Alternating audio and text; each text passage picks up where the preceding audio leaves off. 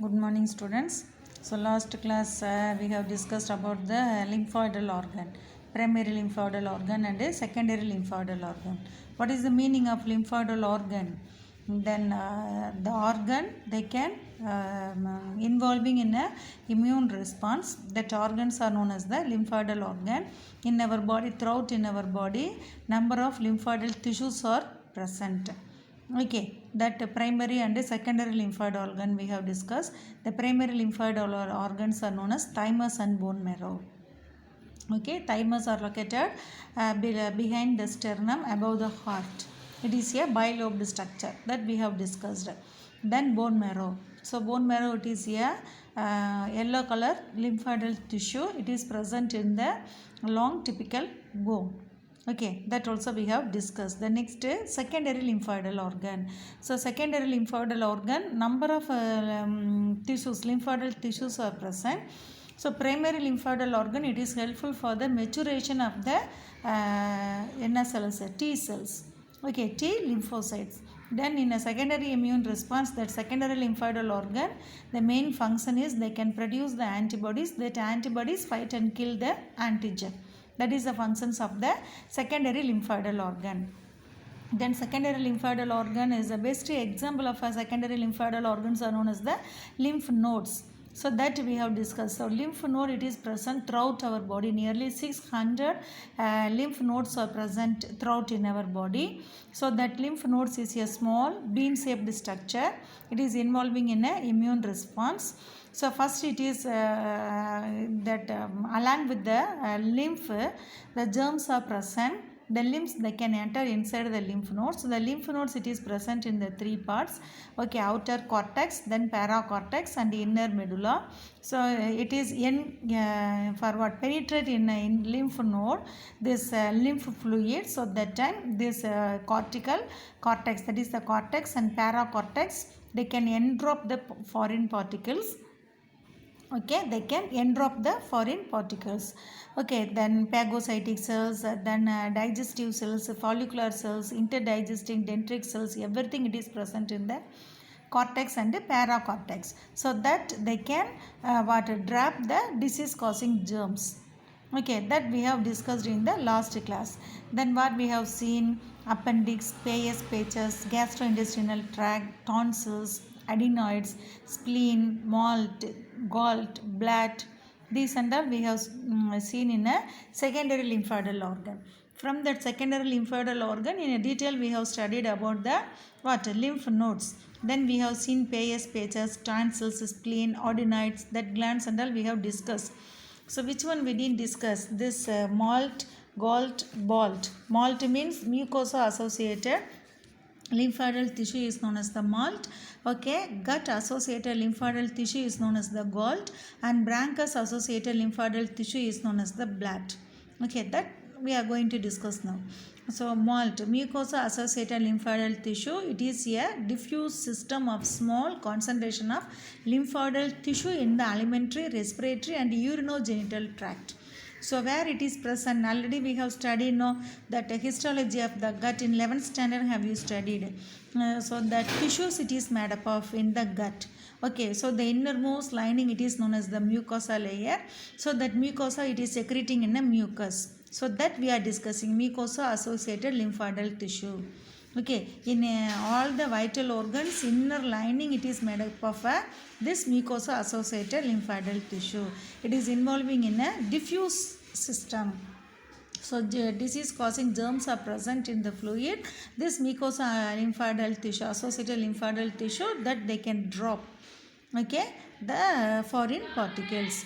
So mucosa associated lymphoidal tissue is a diffuse system of a small concentration of lymphoidal tissue in the alimentary canal, respiratory and urinogenital tract. So malt is populated by lymphocytes such as T and B cells as well as plasma cells and macrophages. Okay, what cells are present? T lymphocytes and B lymphocytes is present. Then in the blood plasma it is contains in the macrophages. Each of which is well situated to encounter antigens passing through the mucosal epithelium.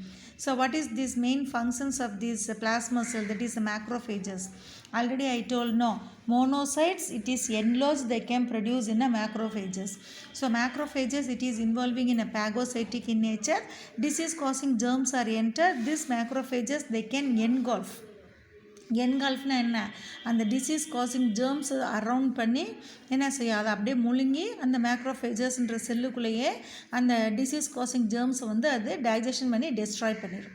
Okay, so this malt, it is present in a T cells, B cells, that is the T lymphocytes and B lymphocytes, and then macrophages is present in the blood plasma. So that one they can encounter the antigen.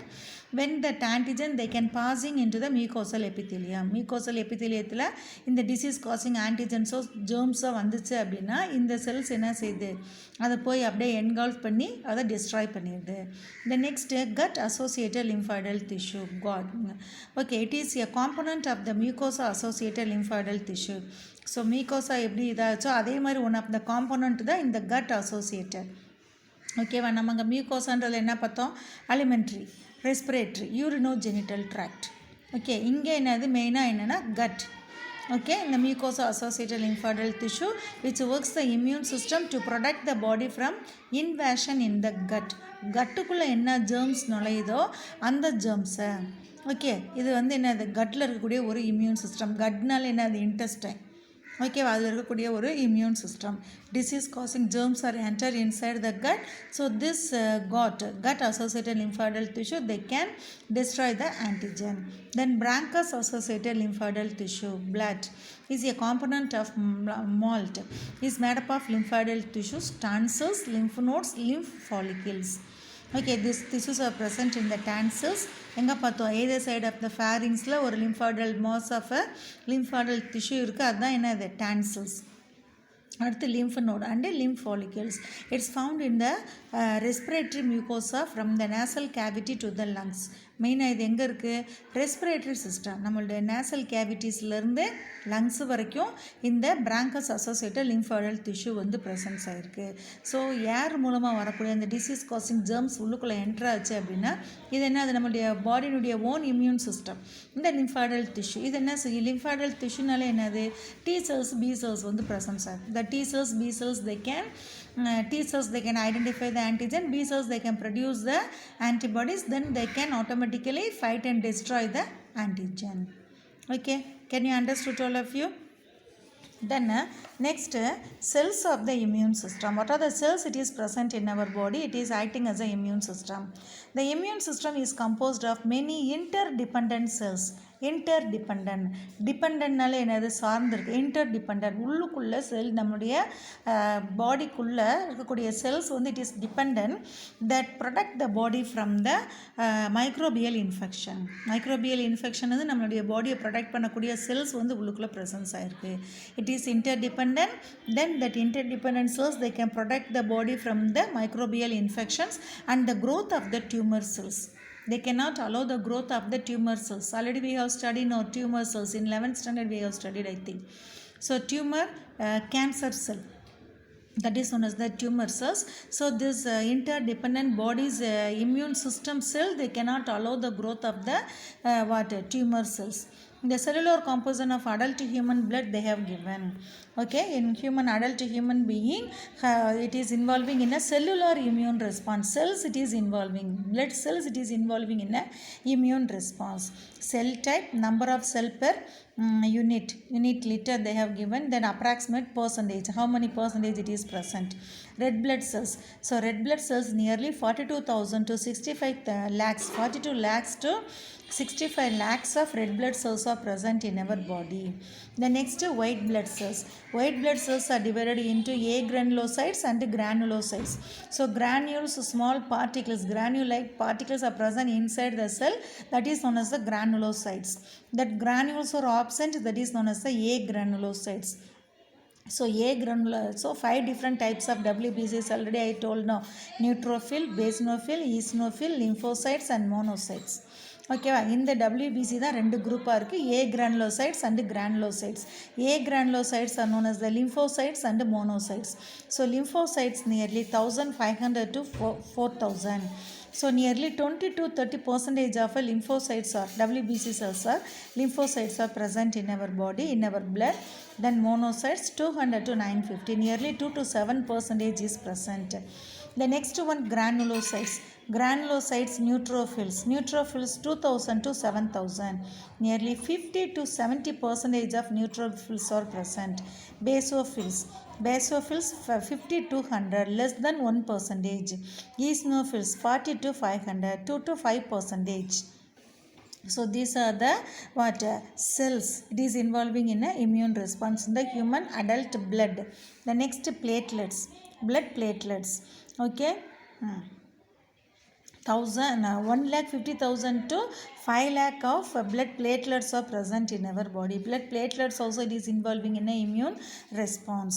Okay இப்போ ஏதாச்சும் ஒரு டிசீஸ்னால் இப்போ முதல்ல chicken குனியா வந்துச்சா, அந்த disease வந்து எதை affect பண்ணுறதா இது பண்ணாலே என்னன்னு சொன்னாங்க, மெயினாக அந்த ஒரு ஃபீவர் வந்தப்போ, ஒரு வைரல் ஃபீவருக்கு blood platelets வந்து கம்மியாக இருக்குது அப்படின்னு சொல்லி ஒரு இஷ்யூ ஞாபகம் இருக்கா போன வருஷம். Okay, so these cells are it is involving in a immune responses. Okay, secondary immune response, so they can produce the antibodies, they can fight and kill the antigen, that is the secondary immune response. Okay, can you understood?